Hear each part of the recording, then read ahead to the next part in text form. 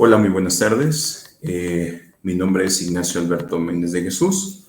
Le doy muchas gracias al comité organizador de la Asociación Mexicana de Quemaduras por la invitación a impartir este tema, que es de suma importancia. Vamos a platicar de dos temas fundamentales, que es un monitoreo hemodinámico invasivo y no invasivo en el paciente adulto quemado. Y después vamos a platicar sobre la reanimación hídrica, más allá de las fórmulas, la fórmula de Parkland principalmente, ir más allá de esas fórmulas para una reanimación hídrica adecuada al paciente. Ni darle mucho volumen, ni darle poco volumen, sino lo necesario. Soy médico urgenciólogo con subespecialidad en terapia intensiva. Me encuentro laborando en la unidad de cuidados intensivos del Hospital de Infectología en el Centro Médico Nacional La Raza y en la unidad de cuidados intensivos del Hospital Rubén Leñero, donde atendemos pacientes con esta entidad patológica. También soy miembro, parte de la mesa directiva de la Asociación de Medicina de Urgencias y Desastres de México y también parte del Consejo de Medicina Crítica como consejero y también del Colegio de Medicina Crítica en el área de quemados. ¿Qué vamos a abarcar en estos temas? Primero vamos a empezar con las definiciones, vamos a hablar un poco de la fisiopatología, de estos cambios hemodinámicos, el monitoreo hemodinámico invasivo y no invasivo, y las intervenciones terapéuticas enfocadas en la reanimación hídrica. Tenemos muchas literaturas donde podemos consultar todo esto, literaturas desde el 2018 hasta las últimas del 2019-2020, donde nos hablan de cuáles son los eventos fisiopatológicos y qué es lo que esperamos encontrar en nuestros pacientes. Recuerden que un paciente quemado, aparte de valorar el ABC en todo paciente crítico, tenemos que valorar también en ellos sus entidades crónico-degenerativas previas. Los factores de riesgo que nos van a hacer que el paciente tenga buen o mal pronóstico va a ser, uno, la gravedad de la quemadura, la extensión que tenga, el porcentaje de esa extensión, la edad del paciente, la profundidad de las quemaduras. Entonces, todo esto vamos a ir platicando poco a poco. Y primero, debemos de conocer cuáles son los eventos fisiopatológicos que se van a presentar en este tipo de pacientes. Y primero tenemos un estado de hipermetabolismo. Ese estado de hipermetabolismo, que va a ser una respuesta caracterizada por un aumento de las demandas metabólicas, que va a estar mediada por la respuesta inflamatoria, por hormonas, catecolaminas, aumento del gasto energético en reposo e incremento del catabolismo. Ese estado de hipermetabolismo nos va a consumir a nuestro paciente. ¿En qué tipo de pacientes vemos este tipo de entidades o en qué paciente que se encuentra grave lo vamos a encontrar o cómo definimos una quemadura grave? Es aquel paciente que tiene un 20% de superficie corporal afectada, total de un paciente adulto, o aquel paciente que tiene más del 10% del área de superficie corporal total en un paciente de edad avanzada. Edad avanzada es a partir más de 65 años de edad. O aquel paciente que tiene más del 10% de superficie corporal, pero que está en un paciente pediátrico. O el simple hecho de ser una quemadura de alto voltaje, una quemadura eléctrica. En la fisiopatología tenemos dos fases que debemos de conocer, ¿ok? En la primera fase, que van a ser las primeras horas de este evento, vamos a tener un paciente que se va a encontrar en un estado que nosotros lo conocemos como un estado hipodinámico. Ese estado hipodinámico que se presenta en las primeras 24, 48 horas se va a deber a la respuesta de las catecolaminas. Las catecolaminas nos van a generar incremento de las resistencias vasculares sistémicas con un efecto secundario de disminución del gasto cardíaco y del índice cardíaco. Va a estar como un paciente con un estado de hipovolemia, ¿ok? Posteriormente podemos entrar en una fase de flujo, donde va a ser una fase crónica que puede ser persistente y que puede durar hasta 36 meses, que va a depender mucho de las intervenciones terapéuticas que se le hacen al paciente, desde lo quirúrgico, lo crónico degenerativo previo que tenga el paciente, y que puede tomar dos caminos: uno, la recuperación, o la muerte. En estos dos puntos, nuestro paciente tiene el riesgo de presentar un estado de choque o incluso falla orgánica múltiple si no se atiende, no se reanima adecuadamente el paciente, y al final la muerte, que es algo posible dependiendo de la gravedad de la superficie corporal afectada. Dentro de estos mecanismos fisiopatológicos se ven afectados no solamente la piel, sino también tenemos afección a nivel de cerebro, tubo digestivo, músculo, hígado, riñón, ¿ok? Dentro de nuestro sistema nervioso central se va a ver un incremento de la liberación de las catecolaminas. Y estas catecolaminas es lo que nos va a generar que se incrementen nuestras resistencias vasculares sistémicas, que se incremente nuestra frecuencia cardíaca. Y posteriormente, cuando pase la fase de las primeras 24 o 48 horas, el estado hipodinámico, va a venir un estado hiperdinámico, donde va a conocer también como un choque distributivo, donde se va a incrementar el gasto cardíaco, va a incrementar más el consumo de oxígeno. La producción de radicales libres, junto con la hipoperfusión tisular, uno de los órganos que se va a sacrificar, aparte de la afección de la piel, va a ser el tubo digestivo, ¿okay? Que puede generarnos translocación bacteriana. Por otro lado, esa hipoperfusión tisular, esa disminución de ese flujo, también se va a ver afectado a nivel renal y nos puede generar lesión renal aguda.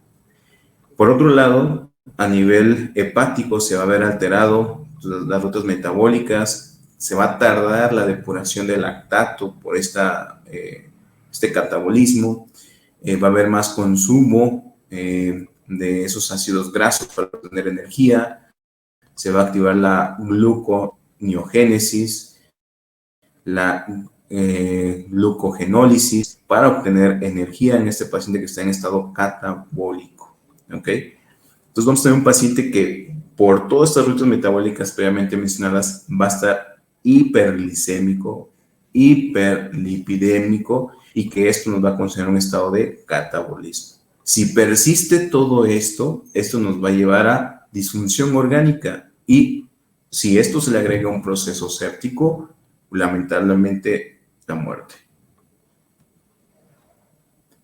¿Qué factores van a contribuir a que esto se perpetúe o que sea mayor o sea menor? Uno, como les comenté, la gravedad de la quemadura. Dos, la causa de la quemadura, si fue fuego directo, si fue eléctrica, la afección de las vías respiratorias, la lesión por inhalación y otras lesiones traumáticas, porque normalmente no se acompañan con solo la afección de la piel. En ocasiones también se acompañan con traumatismo craneoencefálico, fractura de alguna extremidad, choque hipovolémico hemorrágico y los factores relacionados con el paciente. A veces los pacientes son diabéticos, mal descontrolados, hipertensos, que tienen alguna otra patología de base que nos van a contribuir al mal pronóstico de nuestros pacientes. Como les comenté, en la primera fase vamos a tener un estado hipodinámico y posteriormente un estado hiperdinámico, que es aquí donde nos vamos a enfocar en los cambios hemodinámicos del paciente. ¿A qué se debe este estado hipodinámico? A la vasoconstricción a nivel sistémica y pulmonar por las catecolaminas y la hemólisis, y que nos van a generar un estado de choque hipovolémico con disminución del gasto cardíaco e incremento de las resistencias vasculares sistémicas. Nos van a generar un síndrome de fuga capilar posteriormente. Por ejemplo, aquí tenemos un paciente que nos llegó al servicio de urgencias por una quemadura por fuego directo, con una afección de más del 50%, 60% de superficie corporal, y que nos llamó la atención que cuando llegó, él inició a las 14 horas el evento, llegó a las 14:52 horas al servicio de urgencias, se tomó una gasometría venosa central, llegó chocado el paciente, taquicárdico, hipotenso, entonces le colocó un catéter venoso central y en la primera gasometría venosa central encontramos una saturación venosa central de 71%, cuando lo normal es de 70-75%. Posteriormente, conforme fue pasando el tiempo, fue incrementando la saturación venosa central a 69%, después 78% y finalmente, después de las casi 15 horas a las 20 horas, se incrementó a 84%. El identificar estos cambios en la saturación venosa central, donde van incrementando poco a poco, nos está hablando de que algo está pasando a nivel de nuestro sistema circulatorio. Esto no es normal, porque lo normal es de 70-75% de saturación venosa central. El encontrar una saturación venosa central arriba de 80-75% nos habla de que algo está pasando en nuestra circulación. ¿Y qué es lo que está pasando en nuestro paciente con una quemadura grave? Va a ser lo siguiente. Para esto necesitamos, idealmente, necesitamos un monitoreo hemodinámico invasivo, como un monitoreo como un monitor, un EB1000, un Vigileo, el ultrasonido, un catéter de Swan, que nos va a permitir realizar todo este tipo de monitoreos. Pero en ocasiones, en los servicios de urgencias o en el área de piso, no contamos con este monitoreo. Pero lo que sí tenemos es una gasometría venosa central y una gasometría arterial, que nos van a permitir valorar todo esto, no tan sensible y tan específico como tener un monitoreo invasivo, pero sí nos van a permitir tener una idea de nuestra reanimación que estamos realizando. Aquí tenemos varios dispositivos que utilizamos en la terapia intensiva, como es el catéter de Swan para determinar la presión de oclusión de la arteria pulmonar, nuestras líneas arteriales para determinar la índice de variabilidad de volumen sistólico, la PVC también y nuestro ultrasonido. Entonces, ¿qué pasa a nivel hemodinámico en el paciente con quemadura grave? Primero, en las primeras 24 horas debemos de conocer lo normal. Eso es nuestro corazón. En nuestro corazón tenemos aurícula derecha, ventrículo derecho, aurícula izquierda y ventrículo izquierdo. Cuando la sangre sale del ventrículo izquierdo a nuestro sistema circulatorio, a nivel de la aorta, si nosotros tomáramos aquí una gasometría arterial, vamos a encontrar que la saturación arterial de oxígeno normal es de 95 a 100%.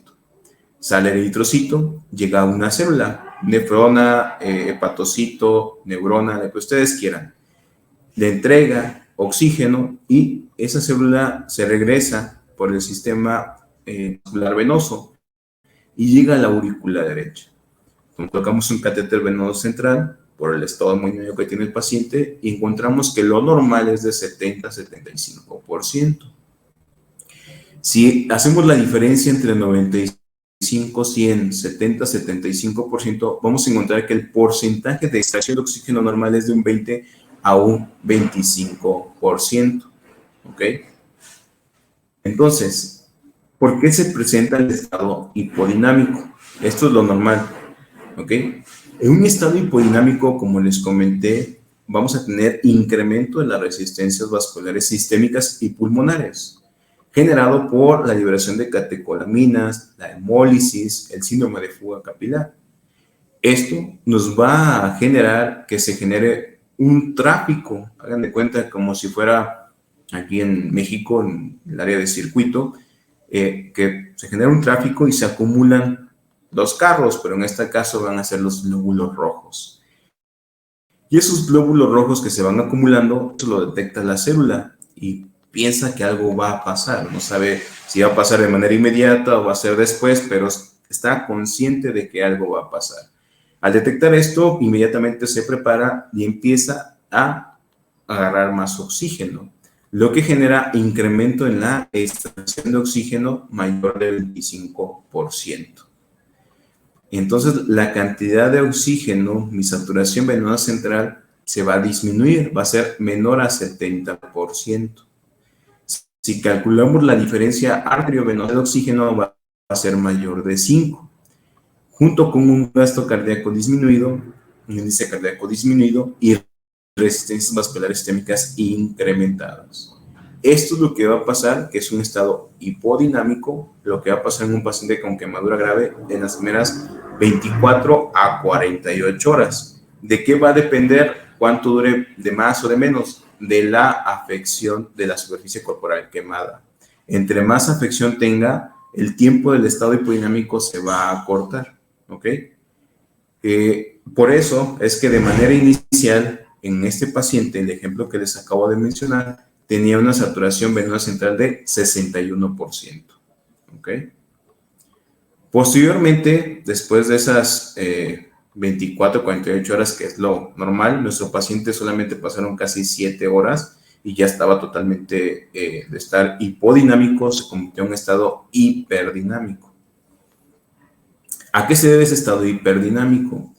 Ese estado hiperdinámico que se presenta en el paciente con quemadura grave se debe a que por la respuesta inflamatoria sistémica, la liberación de interleucinas como interleucina 1, interleucina 6, factor de necrosis tumoral alfa, óxido nítrico, ¿okay? Bradicininas, prostaglandinas, nos van a generar vasodilatación de nuestro sistema circulatorio. Ahora va a estar vasodilatado, ¿ok? Ya pasó el sistema nervioso central, sistema simpático. Ahora nuestro sistema circulatorio va a estar vasodilatado. Lo que va a generar esta vasodilatación es que el eritrocito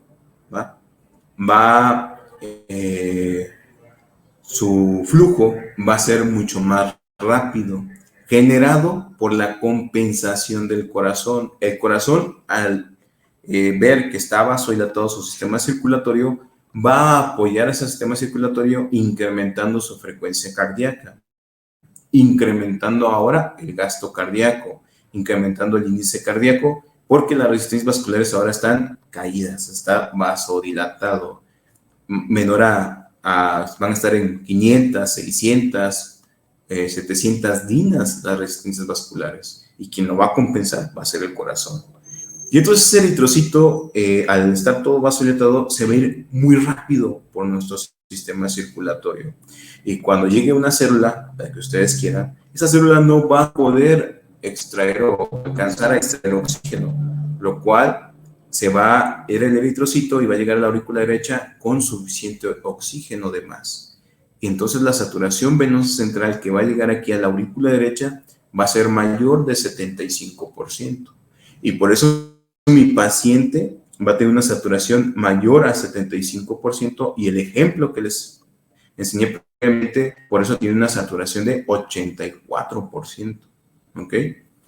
Esto se va a acompañar con una extracción de oxígeno disminuida, que las células no van a alcanzar a extraer oxígeno, va a ser menor a 20%, con una diferencia arteriovenosa de oxígeno menor a 3, con un gasto cardíaco incrementado, índice cardíaco incrementado y resistencias vasculares sistémicas disminuidas. Este choque distributivo es el que se va a perpetuar, es el que se va a mantener en mi paciente con quemadura grave, y que si a esto se le agrega un proceso infeccioso, porque se pierde la piel, se puede agregar un choque séptico, más el choque distributivo por la quemadura grave. De persistir así, en un estado hiperdinámico con una saturación venosa central incrementada, nos va a generar que la extracción de oxígeno a nivel celular se reduzca más y más y más, hasta llegar al punto donde los órganos van a llegar a falla orgánica múltiple. De hecho, cuando esa extracción de oxígeno es menor al 10% y la saturación venosa central se acerca a casi 90 o más allá del 90%, ese paciente nos está gritando que en cualquier momento va a caer en paro y que va a ser disfunción renal, lesión renal aguda, hepática, respiratoria, hemodinámica, va a empezar con trombocitopenia e incluso deterioro neurológico. Entonces, si ustedes ven una saturación venosa central incrementada, mayor de 75%, casi no, pegándole al 90%, cuidado. Es como que entre 75 y 80 está en un foco amarillo, y arriba de 80 ya está en rojo, y ya más de 90 ese paciente lo más seguro es que les va a caer en paro, porque las células no están extrayendo oxígeno. Aquí tenemos en este artículo donde nos habla sobre el manejo temprano de la hemodinamia en el paciente crítico quemado, y aquí nos habla de cómo se mantiene el gasto cardíaco, cómo se incrementa ese gasto cardíaco de acuerdo a mi reanimación hídrica. Si yo le pongo solamente cristaloides, o si le pongo cristaloides más coloides, en este caso albúmina, o si no le pongo líquidos. Si no le pongo nada de líquidos, por la simple fisiopatología que acabamos de platicar, se va a incrementar el gasto cardíaco en el tiempo. Se fijan que están las horas. Si yo le pongo cristaloides, también se va a incrementar mi gasto cardíaco. Pero si yo le pongo cristaloides más albúmina, se va a incrementar más mi gasto cardíaco en el tiempo. Y la intención de la reanimación es para mejorar esa hipoperfusión tisular, para que el flujo llegue a las células que se requiere. ¿Okay?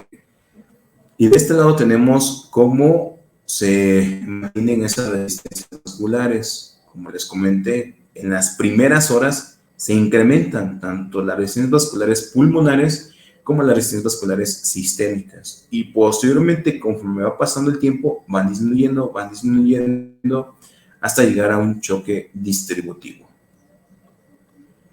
Aquí tenemos los dos estados, el estado hiperdinámico y el estado hipodinámico, y los diferentes variables que tenemos que valorar. Aquí tenemos los patrones, ¿ok? Como les comenté, de manera inicial se va a comportar el paciente con quemadura grave con un estado hipovolémico, hipodinámico, y después, en promedio, 24 a 48 horas, se va a hacer un estado de choque distributivo, donde el gasto cardíaco va a estar incrementado, la extracción de oxígeno va a estar disminuida, la diferencia B va a ser menor a 3, índice cardíaco mayor de 4, resistencias vasculares sistémicas menor a 1000 dinas, la PVC va a estar disminuida por esa vasodilatación, si tenemos presión de oclusión de la arteria pulmonar también va a estar disminuida, y saturación venosa central incrementada. Entonces, si nosotros en nuestro servicio, en el servicio de urgencias, en piso, en un área de choque, no contamos con ningún monitoreo invasivo, pero tenemos un catéter venoso central, podemos valorar esa saturación venosa central y nos va a dar una información muy amplia. Y si a eso le tomamos la gasometría arterial y las tomamos al mismo tiempo y las procesamos al mismo tiempo, nos va a dar una información como no tienen idea. ¿Ok? Ahora, algo que tenemos que también mencionar dentro de este capítulo es la PVC y la presión de oclusión de la arteria pulmonar. ¿Qué es la PVC? Si se fijan, ustedes van a encontrar presión venosa central, es lo que van a responder, ¿no? Bueno, la PVC lo que nos da o lo que significa va a ser la presión telediastólica del ventrículo derecho. Y la presión de oclusión de la arteria pulmonar va a ser la presión telediastólica, pero del ventrículo izquierdo. ¿Pero qué es eso de presión telediastólica? Bueno, en diástole, cuando mi corazón se empieza a llenar, se empieza a incrementar ese volumen, conforme se va incrementando ese volumen, se va llenando ese ventrículo derecho, antes de que llegue la contracción, ¿ok? Antes de que llegue la contracción, ese volumen generó una presión. Esa presión, antes de que llegue la contracción del corazón, es la presión telediastólica, y en este caso del ventrículo derecho. Si nosotros encontramos una PVC incrementada, Lo normal es que esté entre 8 máximo 12 milímetros de mercurio. Si le encontramos mayor a 12 milímetros de mercurio, nos habla de que ese ventrículo derecho ya no tolera más volumen, que ya está muy distendido, ¿ok? El que encontremos una PVC baja no quiere decir que le falta volumen. De igual manera, pero sí, el encontrar una PVC alta, mayor de 12 milímetros de mercurio, nos habla, nos dice que nos tenemos que detener con nuestra reanimación hídrica. Si encontramos una PVC de 15, 18, 20 milímetros de mercurio, nos habla de que nuestro ventrículo derecho probablemente ya está sobredistendido, ya no está tolerando más volumen. Entonces, cuidado. Nosotros, ¿cómo valoramos la hemodinamia en el servicio de terapia intensiva? Idealmente es tener un monitoreo invasivo. Entre ellos tenemos al monitoreo con EB1000, tenemos al Vigilant, tenemos el sistema Pico o tenemos el catéter de Swan. Con estos monitoreos nosotros podemos determinar el gasto cardíaco. Y este gasto cardíaco va a estar dado por tres componentes importantes, que es la precarga, ¿okay?, la contractibilidad y la poscarga. Y hagan de cuenta que es como si tuvieran tres llaves, donde está la precarga, la contractibilidad y la poscarga. La precarga, que es hidráulico, lo valoramos con la PVC y la presión de oclusión de la arteria pulmonar. Son parámetros estáticos. La contractibilidad valoramos, o lo que vemos son los trabajos ventriculares. Trabajo ventricular derecho, trabajo ventricular izquierdo, vemos cómo está el gasto cardíaco, el índice cardíaco, la presión de perfusión coronaria, para determinar cómo está esa contractibilidad de mi corazón. Y la poscarga, que es la resistencia que se opone a que salga esa sangre de la aorta, la valoramos con nuestras resistencias vasculares sistémicas y resistencias vasculares pulmonares. Y entonces, hagan de cuenta que mi precarga está baja, ¿qué es lo que le hace falta? Probablemente volumen. Mi precarga está muy alta, probablemente diurético. Mi contractibilidad está mal, ¿qué le hace falta? Probablemente inotrópico. Mis resistencias vasculares están bajas, vasopresor, o están muy altas, vasodilatador. Entonces, es como tener tres llaves, donde abres, cierras o mantienes en equilibrio estas tres llaves para mantener un adecuado gasto cardíaco. Este es el catéter de Swan, que usamos en la unidad de cuidados intensivos.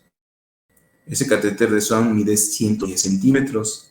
Llega a la aurícula derecha, pasa por el ventrículo derecho, llega a las arterias pulmonares y inflamos un globo para determinar la presión de oclusión de la arteria pulmonar. Y de este lado tenemos el catéter venoso central, donde aquí vamos a medir la presión venosa central, la PVC, y determinar nuestra saturación venosa central también. Y también algo importante es que lo que ocupamos es una línea arterial, por eso es un monitoreo invasivo. Necesitamos una línea arterial y necesitamos un catéter de Swan o un monitoreo no invasivo como un EB1000 o un Vigilant. ¿Por qué es importante determinar o ver esos determinantes de gasto cardíaco? Por mi intervención terapéutica que yo voy a hacer. Dentro de esa intervención terapéutica tenemos la reanimación hídrica. Una reanimación hídrica deficiente, de mala calidad, va a generar hipoperfusión tisular en los diferentes órganos. Riñón, que es uno de los que más problemas nos puede llegar a dar, donde va a presentar oliguria o anuria del paciente, lesión renal aguda, neurológica, hepática, respiratoria.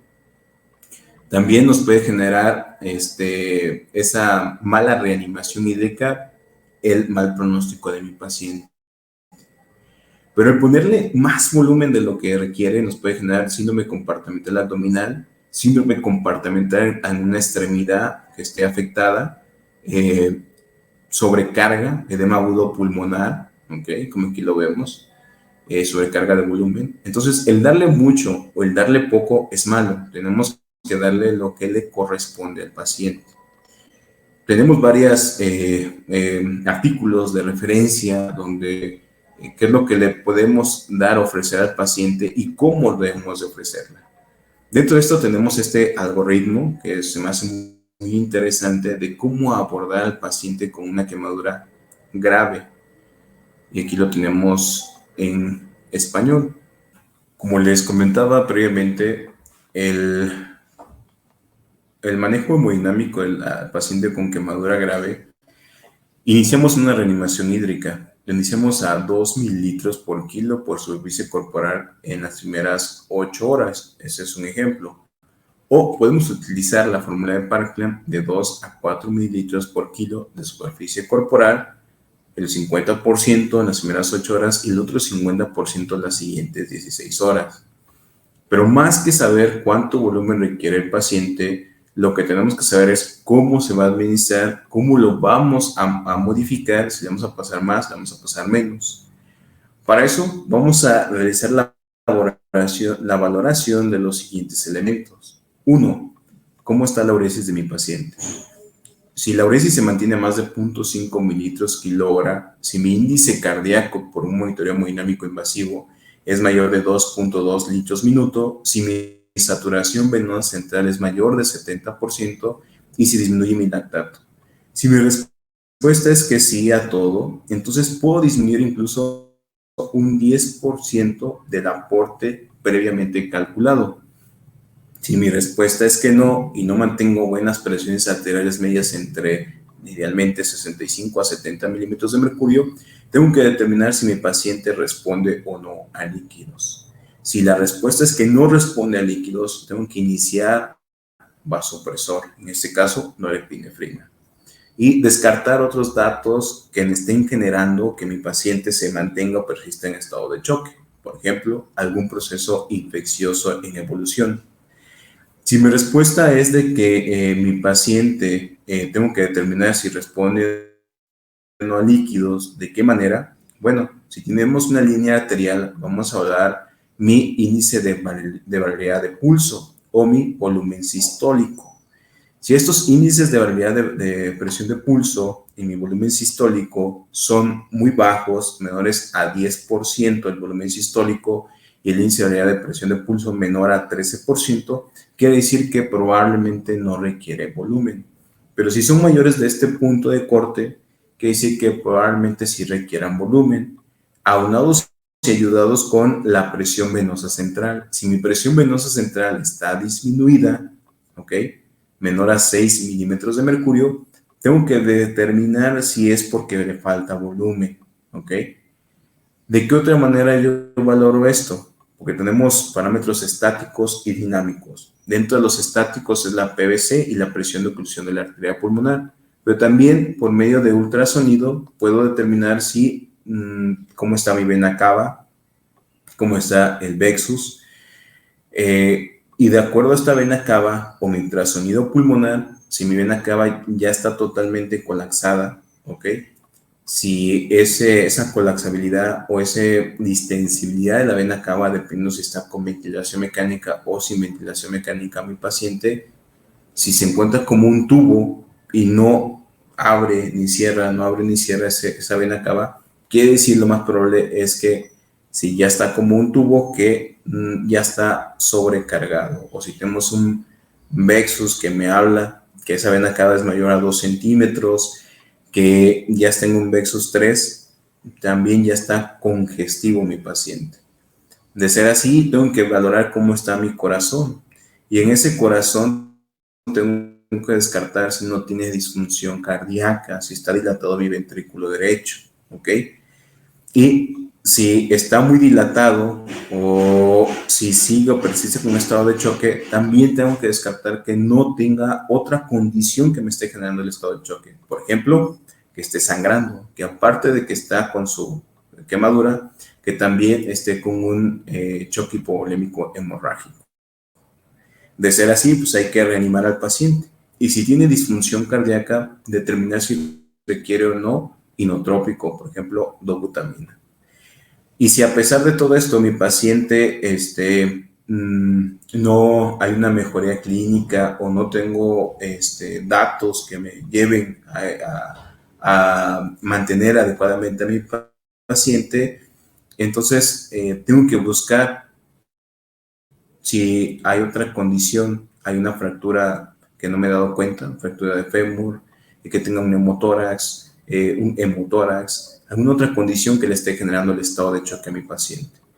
Entonces, en algunas ocasiones ustedes no van a contar con un monitoreo invasivo, pero sí pueden verificar cómo está la uresis, pueden verificar cómo está su saturación venosa central, lactato, la presión venosa central. Otros determinantes que podemos valorar también es el delta de CO2. Entonces, no, el hecho que no tengan índice cardíaco o que no tengan un ultrasonido no significa que no vamos a poder realizar estas valoraciones. El simple hecho de ver cómo está la uresis de mi paciente me va a hablar de qué es lo que está pasando.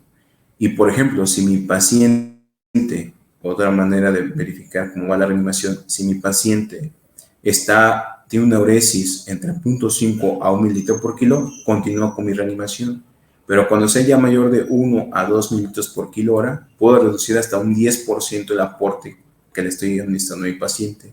Y si es mayor de 2, puedo incluso disminuir hasta un 25% el aporte.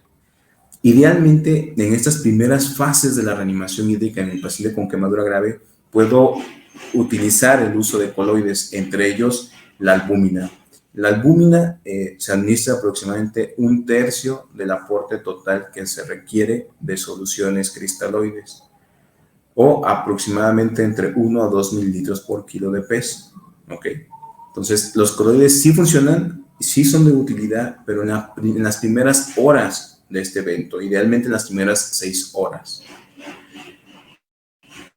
Dentro de esos parámetros que debemos de conocer son los estáticos y los dinámicos. Se dicen que son estáticos porque solamente es una medición en el tiempo, y los dinámicos porque interactúan con nuestra respiración. Dentro de estos parámetros estáticos tenemos la PVC, la cual es como un volado al aire, pero debemos de mantener entre 8 a 12 milímetros de mercurio. ¿Y por qué es como un volado al aire? Porque puede estar alterada por alguna fibrilación auricular, por la presión intraabdominal, por algún problema valvular, ¿okay? Por el retorno venoso. Pero el hecho de que veamos una PVC elevada nos habla de que ya se está congestionando ese ventrículo derecho. Aquí tenemos lo de la variabilidad de presión de pulso y la variabilidad de volumen sistólico con mi línea arterial. Si esa variabilidad de presión de pulso es menor a 13, probablemente no requiere volumen. Y si mi variabilidad de volumen sistólico es menor a 10, probablemente no requiere volumen. Pero mayor de esto, probablemente sí va a requerir volumen. El delta de CO2, el punto de corte es 6 milímetros de mercurio. Mayor de 6 milímetros de mercurio nos habla de que se está produciendo mucho CO2 y se ha correlacionado con mi gasto cardíaco. Un delta de CO2 incrementado nos habla de que algo está pasando, que mi gasto cardíaco está disminuido. Y un delta de CO2 menor a 6 es lo normal, que probablemente mi gasto cardíaco está bien. Por otro lado, tenemos aquí lo que les comenté, lo de la vena cava.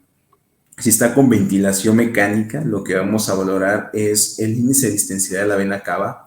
Si está ese índice de distensidad de la vena cava menor a 18 o 16, quiere decir que ya no requiere volumen, parece como un tubo. Mayor de esto, sí va a requerir volumen. Si no está con ventilación mecánica, vamos a ver la colapsabilidad de la vena cava. Si esa colapsabilidad está menor a 40-50%, no requiere volumen. Mayor de 40-50%, probablemente sí requiere volumen. Ultrasonido pulmonar, si ya tiene patrón B pulmonar, ya tiene ocupación alveolar. Si tiene patrón A, no hay ocupación alveolar y probablemente sí le podemos ofrecer volumen a ese paciente. Entonces tenemos varias variables para determinar si le vamos a pasar o no volumen a mi paciente. Aquí tenemos ya todas. No solamente es una, sino es determinar con mis variables estáticas, dinámicas, como ultrasonido, si le voy a pasar volumen o no a mi paciente. ¿Ok? No solamente es pasar agua por pasar agua, sino es determinar el momento en el cual le voy a pasar el volumen a mi paciente. Ahora, otra pregunta, ¿qué tipo de volumen le voy a pasar? Idealmente deberíamos de pasarle una solución que tuviera la misma diferencia de iones fuertes de nuestro cuerpo. La diferencia de iones fuertes es la diferencia entre cationes y aniones. La solución que más se parece a nuestro organismo es el Plasma Life, que tiene una diferencia de iones fuertes de 40, que le permite generar un pH muy parecido al de nosotros.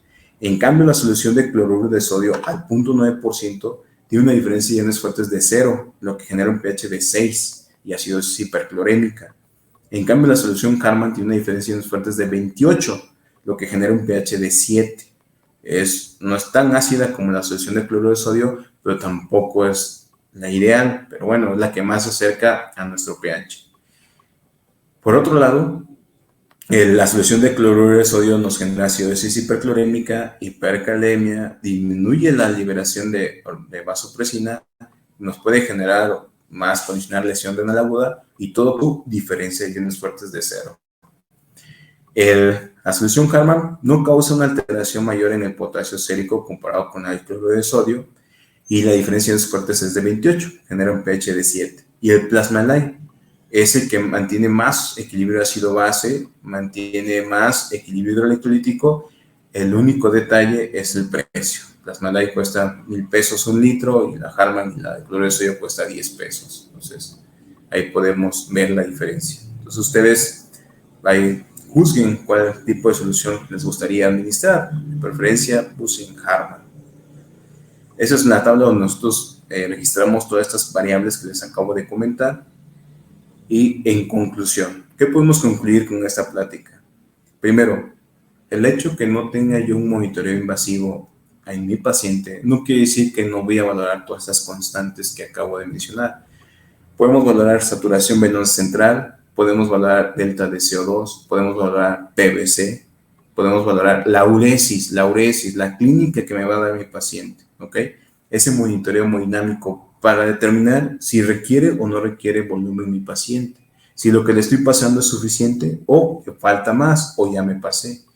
Tengo que valorar parámetros estáticos, parámetros dinámicos, mantener adecuadamente mi gasto cardíaco, mi precarga, mi poscarga, mi contractividad y descartar otras causas de choque séptico, choque hipovolémico, hemorrágico, ¿ok?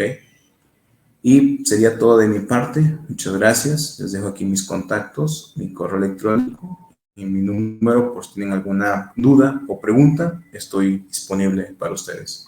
Muchas gracias nuevamente a la Asociación Mexicana de Quemaduras por darme la oportunidad de darles esta plática. Hasta luego.